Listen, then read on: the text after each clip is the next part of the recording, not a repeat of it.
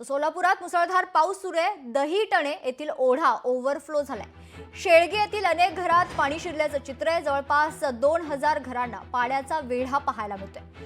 सोलापूर शहरातील दहीटणे येथील खरं तर ओढा ओव्हरफ्लो झाल्यामुळे शेळगी येथील अनेक घरात पाणी शिरले, तर शेळगी परिसरातील कुमारस्वामी नगर येथे जवळपास 2000 घरांना पाण्याचा फटका बसलाय। कुमारस्वामी नगर येथील शेख कुटुंबियांना पावसाच्या पाण्यामुळे रात्र जागून काढावी लागली। वो क्या घर में सब सत्यानाश है, पकाने का खाने का कुछ भी नहीं है। देखो फ्रिज है, 2 कूलर है, ये सब दरवाजा टूटा पानी को जी घर में सांप भी घुसा एक। वैसे परेशान में हम बच्चन को लेकर यहाँ बैठे, बहू बच्चा हमें सब जना इतनी परेशानी है कि पूछने के बाद किधर जाना किधर नहीं ऐसा होने लगे। अभी और रात को डर लगने लगे, और आज कैसे सका बारिश पड़ता कि बोल को, और शाम जैसा हुई वैसा तकलीफ होने लगी।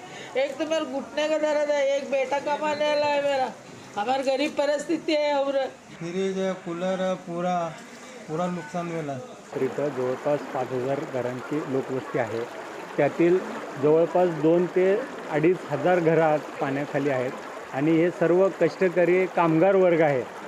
मार्केट यार्डामध्ये हमाली करून गाड्या चालवून आपले पोटं भागणारे कुटुंब इथं राहतात। अचानक आलेल्या पावसामुळं आणि महानगरपालिका प्रशासनाच्या दुर्लक्षामुळं नेहमीप्रमाणे जे नालेसफाई होते ते यावर्षी पण कागदावरच झाली।